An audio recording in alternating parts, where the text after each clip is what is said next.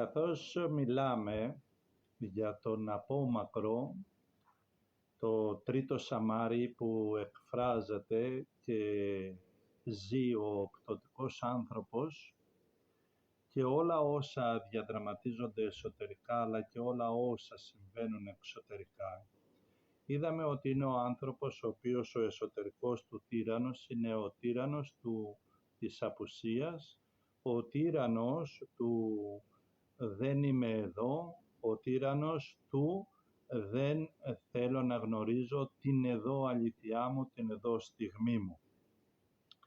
Τα 12 προσωπία που τον συνθέτουν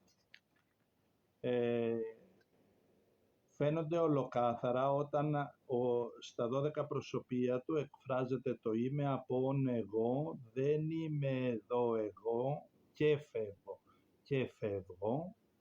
Στο απουσιάζω εγώ, λείπω εγώ, είμαι αλλού εγώ, αφανής εγώ, δυσπρόσιτο εγώ, απλησίαστο εγώ, απέχον εγώ, αζύγωτο εγώ και το εγώ της απόστασης και φεύγω. Βιώνει μυστικά και ολοκληρωτικά μία συνεχόμενη φυγή, αδυναμία να υπάρχει στο παρόν. Ο άνθρωπος αυτός είναι πάρα πολύ δυνατός στην φαντασία του. Είναι πάρα πολύ καλός άνθρωπος σαν άνθρωπος στην καθημερινότητά του. Ποτέ μα ποτέ δεν είναι οργικός ή ποτέ μα ποτέ δεν είναι θλιπτικός. Γιατί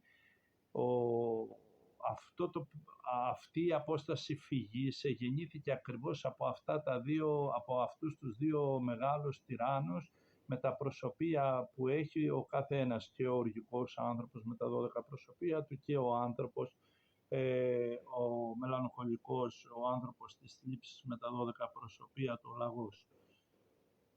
Γεννήθηκε για να φύγει από αυτούς. Με αυτόν τον τρόπο ουσιαστικά προτιμάει ο άνθρωπος που βιώνει το τρίτο σαμάρι να πεθάνει στα αλήθεια και βιολογικά και πνευματικά, παρά να εκφράσει κάτι από τον εσωτερικό τρομοκράτη, παρά να εκφράσει κάτι από το πνεύμα της κατάθλιψης, της θλίψης, το πνεύμα της θλίψης, όπως λέει και η Ιερή Προσευχή μας. Τι είπαμε, λέει εκεί, φύλαξε μας Κύριε από οργή, το πρώτο, σαμάρι θλίψη το δεύτερο και κίνδυνο το τρίτο, που εδώ μελετάμε και είναι το σαμάρι του σαλιγκαριού, το οποίο έχει όλη αυτή την απόσταση. Είναι τόσο πολύ καλά δομημένος μέσα στα ενεργειακά του πεδία, σε όλα τα επίπεδα των σκέψεων, των αντιλήψεων, της καθημερινότητάς του, που αν χρειαστεί μπορεί να αφήσει το καλυβάκι του, το καβούκι του, όπως το ζώο, εκεί, σε ένα σημείο, στο παρόν ας πούμε, και να φύγει, και να δούμε μετά τον γυμνοσάλεγγα, ένα σαλιγκαράκι το οποίο τώρα δεν φοράει το καβούκι πάνω του. Αυτά είναι παραδείγματα για να δείξουμε πόσο βαθιά τέχνη φέρει ο άνθρωπος που βιώνει μέσα σε αυτόν τον πτωτικό, σε αυτή την πτωτική κατάσταση, ώστε να έχει αποστασιοποιήσει, να είναι άγνωστος από τον ίδιο τον εαυτό, να μην ζει το παρόν αυτής της στιγμής. Η κίνδυνη που διατρέχει είναι τεράστιοι. Έχει όμως μια δυνατή φαντασία, σε σημείο που και η φαντασία του πάντοτε εργάζεται προς το καλό, προς το οικοδομητικό, προς το καλό επαγγελματικό. Είναι ένας απίστευτος εργάτης με την φαντασία του σε όλα τα επίπεδα, ιατρικά, επιστημονικά, ανθρώπινα, σε όλα. Δεν σπανίως μας, και ακόμα και στην άρωτη κατάσταση του, θα φεύγει, θα πιάνει φαντασία του μόνο ότι θα φεύγει συνεχόμενα. Ουδέποτε γίνεται επικίνδυνος προς τους ανθρώπους, ούτε προς τον εαυτό του, με την έννοια του να βλάπτει φανερά τον εαυτό του. Απεχθάνεται την κατάθλιψη, απεχθάνεται κάθε είδους απειλή, γιατί είναι αυτός που με αυτόν τον τρόπο, φεύγοντας εσωτερικά, ξεφεύγει από αυτούς τους δύο πρώτους πανάρχαιους τυράννους. Το οργικό και το θλιμμένο. ενώ εργάζεται τόσο καλά με τη φαντασία του σε σημείο που όταν κάποτε αρρώστησε, γράφω, όταν κάποτε αρρώστησε η φαντασία, ζήτησε από τον Θεό τη θεραπεία της και τον έστειλε σε ένα απόμακρο να του βρει μεθόδους και τρόπους να του την γιατρέψει σε ό,τι αφορά τη φαντασία.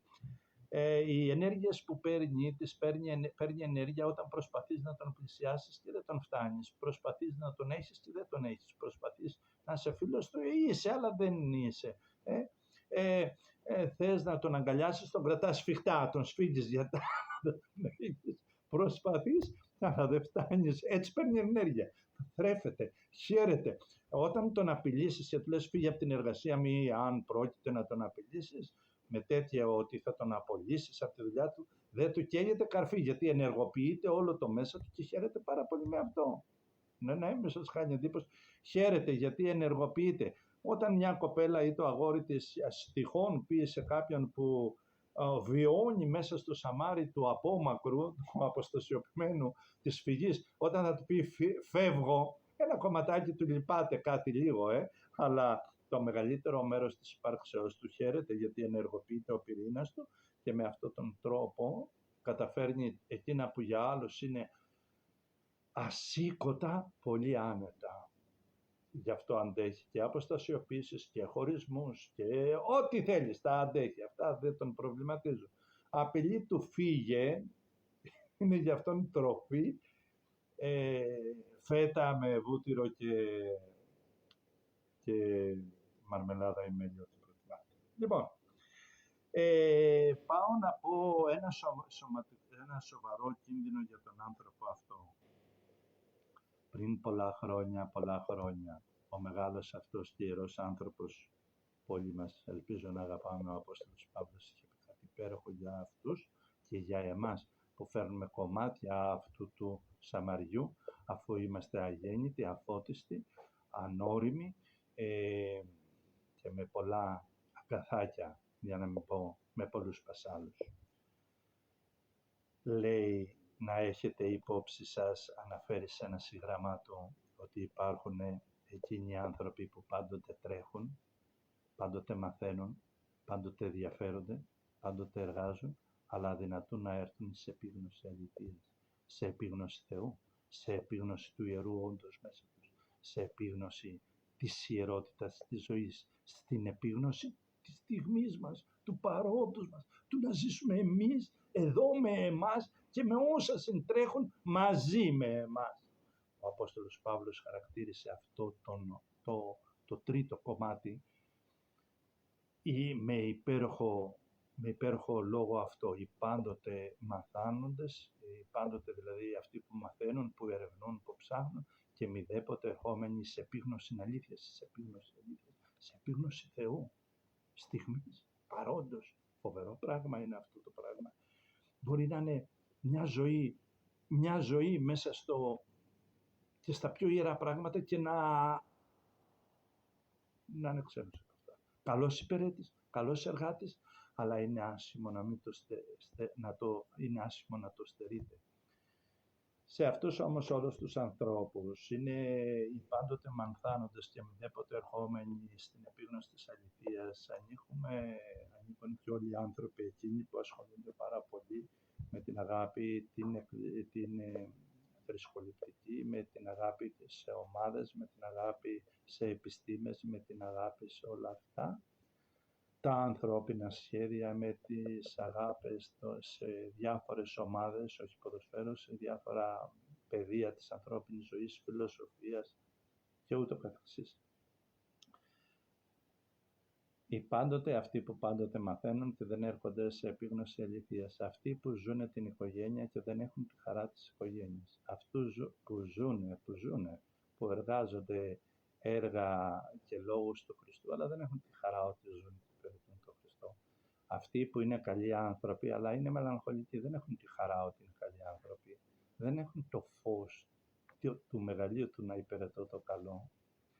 Οι πάντοτε μανθάνοντες, αυτοί που πάντοτε ενεργούν νόμιμα, καλά, είναι ηθικοί, αλλά δεν έχουν μέσα τους τη γιορτή για την ηθική που υπηρετούν και εκφράζουν και οι υπηρέτες.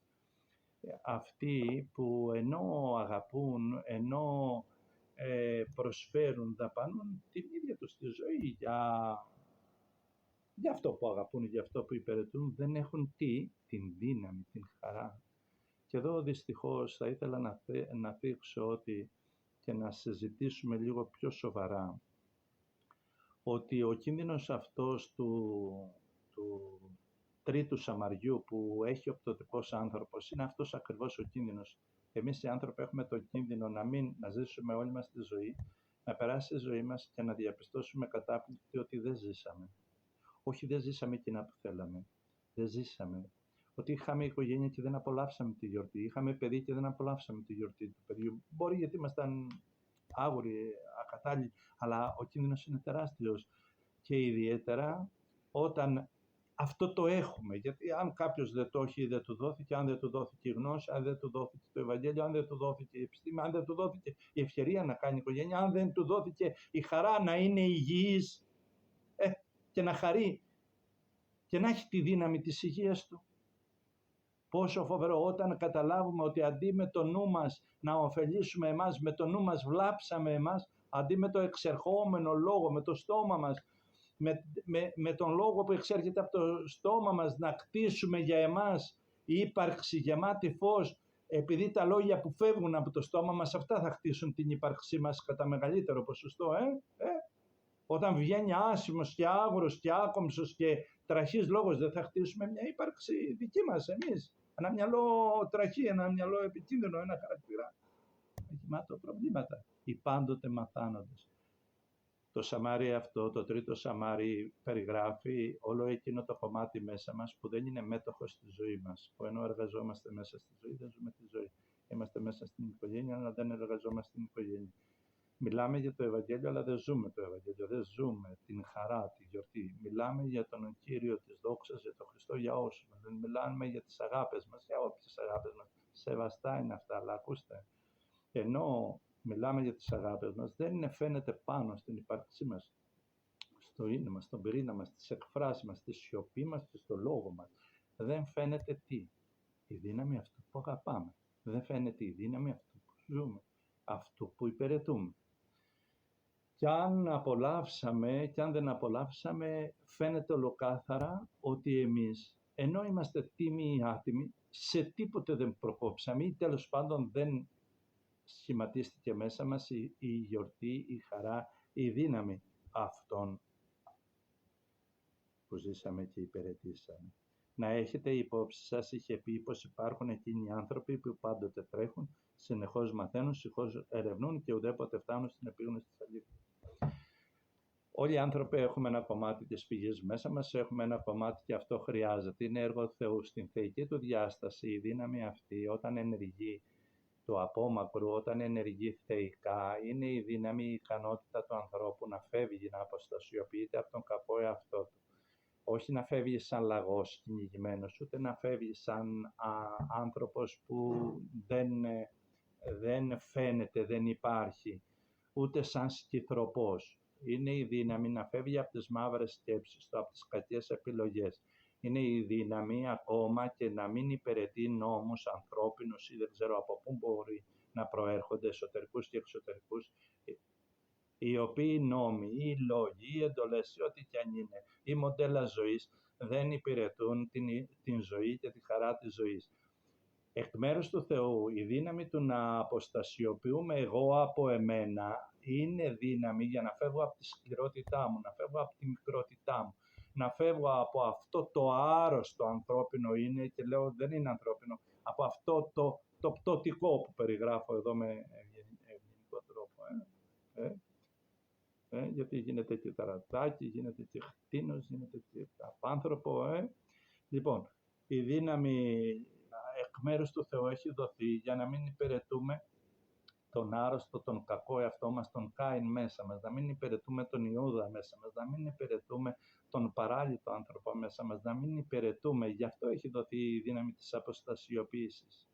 Γι' αυτό έχει δοθεί η δύναμη του να έχω την ικανότητα να μην ταυτίζομαι. Και εν τέλει στον πυρήνα, στο ύψιστο θεϊκό του μεγαλείο, αυτή η δύναμη της αποστασιοποίησης που οφείλει ο άνθρωπος να την έχει δύναμη ζωής, είναι η εξουσία του να ενωθεί με το Θεό.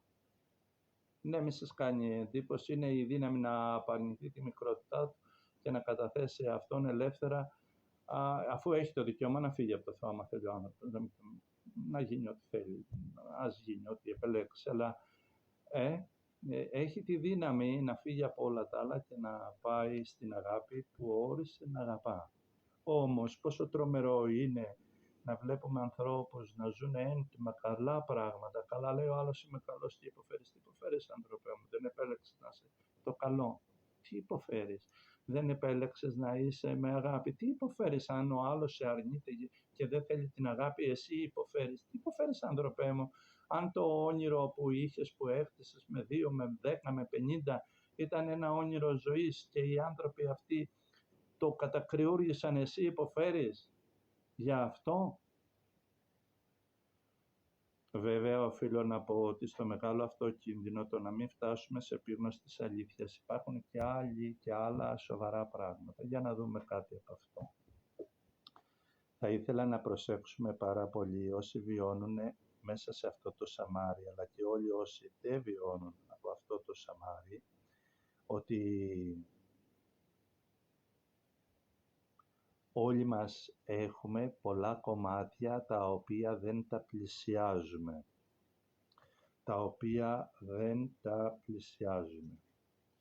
Για να δούμε τι είναι αυτά που δεν πλησιάζουμε. Θα προτιμήσω να τα διαβάσω με τη σειρά που τα έχω γραμμένα. Άλλοι δεν πλησιάζουμε το καλό εαυτό μας. Άλλοι δεν πλησιάζουμε αλήθειες της ψυχής μας. Άλλοι δεν πλησιάζουμε λάθη μας. Άλλοι άνθρωποι αποστασιοποιούμαστε από αμαρτήματα, από εγκλήματα, από ψέματα, από ύβρις, από συκοφαντίες που κάναμε και πρέπει να τα πλησιάσουμε για να γιατρέψουμε εμάς, για να τα αρνηθούμε, για να αποστασιοποιηθούμε.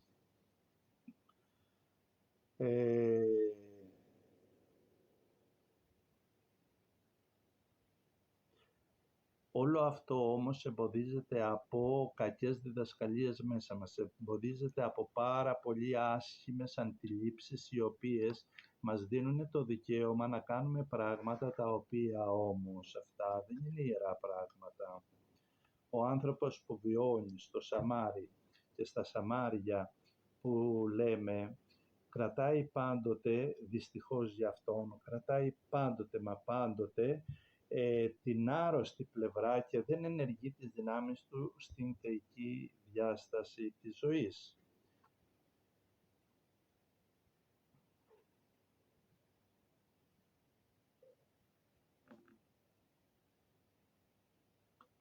Όταν ο άνθρωπος αυτός ενεργοποιηθεί μέσα στη δυνητική δύναμη του σαμαριού τότε και φτάσει στο έσχατο σημείο, οι εσωτερικές του φωνές όλες τον προτρέπουν σε φυγή, τον προτρέπουν σε αποστασιοποίηση, τον προτρέπουν, όχι στις μελαγχολίες, στη φυγή, σε μια φυγή. Μπορεί να μείνει μόνος του άνετα, ακόμα και αν θα μπορούσε να είναι κοινωνός πολλών καλών πραγμάτων. Παρά τα αυτά προτιμάει πάντοτε σχεδόν να είναι με τον τρόπο του μόνος του, ακόμα και όταν είναι μαζί. Όταν αστριμωχτεί, πιεστεί εσωτερικά από καταστάσεις, από συγκυρίες, αυτό που θα κάνει είναι θα φύγει εσωτερικά, θα φύγει διανοητικά, θα φύγει. Μπορεί να είναι εκεί, αλλά δεν θα έχεις τίποτε εσύ από αυτόν τον άνθρωπο. Είναι ένας βαθύς τύραννος με το μεγαλύτερο κίνδυνο που παρουσίασα. Οι εσωτερικές του φωνές βυθίζονται μέσα τους, ακόμα και στη σιωπή του, ακόμα και στην ομιλία του, σε μία πραγματική ανάγκη, το να είναι ξένος αυτός του εαυτού του. Γνωρίζω ότι υπάρχουν πάρα πολλά συστήματα και τα οποία εμφυσούν στις νέες γεννήσεις και στις νέες γενιές τους ανθρώπους να έχουν κατώτερη οντολογική ποιότητα. Αυτό δεν είναι κατηγορία, συμβαίνει. Και για να το πω πιο ξεκάθαρα, μιλάω για χρήση όπλων. Η εξουσία θέσεων που χρησιμοποιείται με σκοπιμότητες και επιτυχάνεται πνευματική αστυνόμευση μέσα από τα συστήματα. Οι χτιστές λογικές συνειδήσεις, οι λογικές κοινώς που αποκτούν οι καινούργοι λαοί, οι οποίοι εμποδίζουν την πνευματική ανόρθωση του ανθρώπου. Ξέρετε ότι υπάρχουν λογικές οι οποίες εχθρεύονται την πνευματική ωριμότητα του ανθρώπου.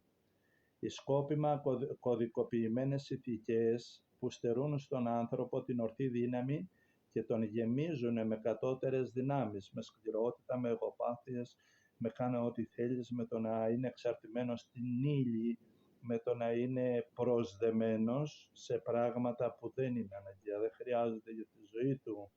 Ο σκληρός έλεγχος της επιβίωσης που εμποδίζει τις ανθρώπινες δυνάμεις να λειτουργήσουν στην πνευματική διάσταση. Η εσκεμμένη κακή πληροφορία, η κακή γνώση που λαμβάνουν οι νέες γενιές.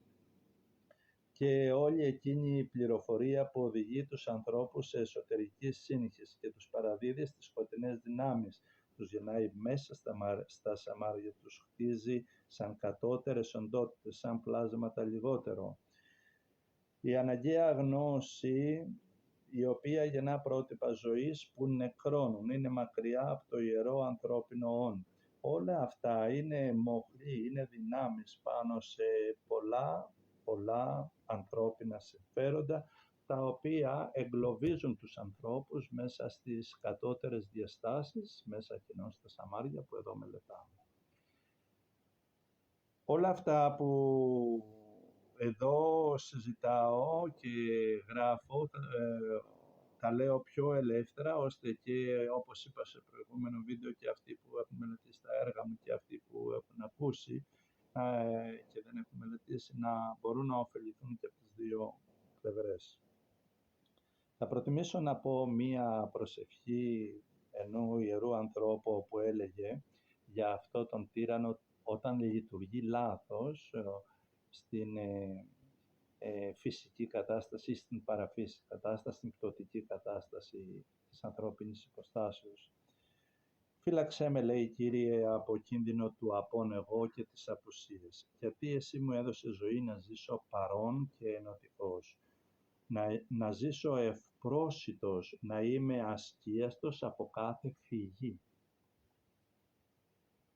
Εσύ που μου έδωσες νου ενωτικό, όχι χαοτικό, ενωτικό, ώστε να γίνομαι ένα με τα πάντα για πάντα. Να υπάρχω πάντα στην πνοή της αγάπης και όχι στην απάτη της απουσίας και όχι στην απάτη και στη φυγή του απλησίας του εγώ, του απλησίας του είναι και όχι στην τρέλα του δυσπρόσιτου εγώ που δεν μπορείς να τον βρεις, να τον συναντήσεις πουθενά, όσα χρόνια κι αν μείνεις μαζί του. Εσύ, λέει, μου έδωσες λατρεία να σε λατρεύω με τη δύναμη του πνεύματος που φανερώνει την αλήθεια και όχι να ζει μια ζωή η οποία ενώ υπηρετεί την αλήθεια δεν έχει τη δύναμη της αλήθειας, ενώ είναι καλός δεν έχει τη χαρά του καλού, ενώ είναι ερωτευμένος δεν έχει τη γιορτή του ερωτευμένου.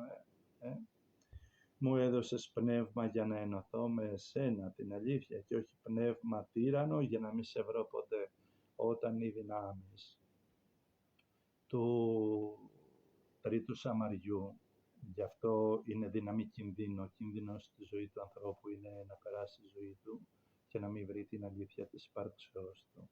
Να μην βρει την αλήθεια που πρέπει να αποδώσει στον εαυτό του, τον ίδιο το Θεό, λέμε αλήθεια. Το δημιουργό, λέμε αλήθεια. Την χαρά της ζωής, λέμε αλήθεια.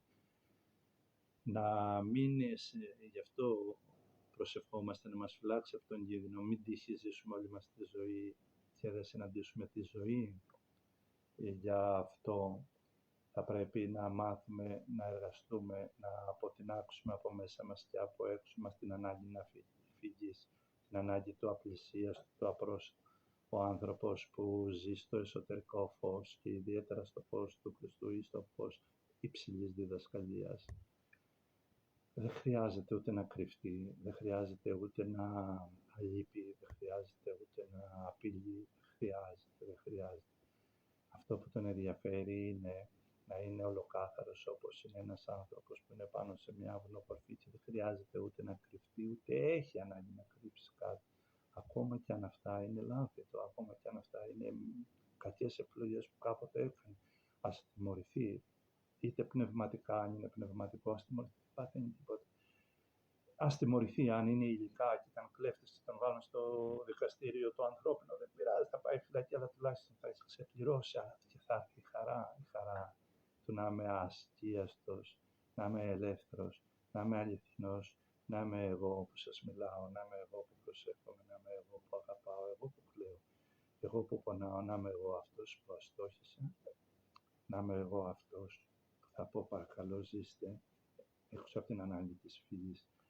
Βέβαια, το Σαμάρι αυτό και τα προσωπία του στο βιβλίο τα γράφω με μεγάλη λεπτομέρεια. Είναι το πολύ επικίνδυνο αυτό το Σαμάρι, γι' αυτό έχει και τη λέξη του κινδύνου. Είναι πάρα πολύ επικίνδυνο. Εγώ όμως το γράφω με τέτοιο τρόπο, με ιδιαίτερη προσοχή, τότε πριν 30 χρόνια που έγραψα το βιβλίο. Είχα προσέξει ιδιαίτερα ώστε αυτοί που θα το διαβάσουν από πουθενά να μην κινδυνεύουν, να μην μπορούν να οδηγηθούν στον χειρότερο στις φωνές εκείνες που ενδέχεται να τους πληγώσουν, γιατί τον άνθρωπο δεν τον ελευθερώνουμε από τον πικρό και τραγικό εαυτό του, αν προηγουμένως δεν έχει βάση και θεμέλιο ζωής μέσα του. Δεν μπορείς να πας να γκρεμίσεις ένα καλύβι που ζει κάποιος, έστω και αν είναι τόσο βρώμικο, τόσο απέσιο, αν προηγουμένως δεν του φτιάξεις δίπλα ένα ωραίο σπίτι, ένα ωραίο φωτεινό σπίτι, μια ωραία βίλα, κάτι πολύ ωραίο, ώστε μόνος του θα το αφήσει και δεν θα τα αφήσει σαν εχθρός, θα το αφήσει γιατί φτάνει πια. Έζησε στα χαμίζηλα της ανθρώπινης υποστάσεως, έζησε άρρωστα εκεί, φτάνει και θα μεταβεί μόνος του στο καινούριο σπίτι που εσύ σαν καλός αρχιτέκτονας βάλες θεμέλια ζωής. Το βιβλίο λοιπόν είναι γραμμένο βάζοντας θεμέλια ζωής πρώτα και αυτοί που θα πρέπει να μπουν πιο βαθιά θα οδηγηθούν ελεύθερα από την ψυχή τους, από αυτό που μέσα τους θα ζει και από αυτό που θα τους βοηθάει πάνω από αυτούς. Σας εύχομαι πραγματικά ελευθερία από όλους αυτούς τους τυράννους. Και πάλι θα προχωρήσουμε και θα πούμε σε λίγο καιρό και για τα επόμενα Σαμάρια, το επόμενο Σαμάρι, το Σαμάρι της Σοχιάς. Ευχαριστώ όσους με ακούσατε.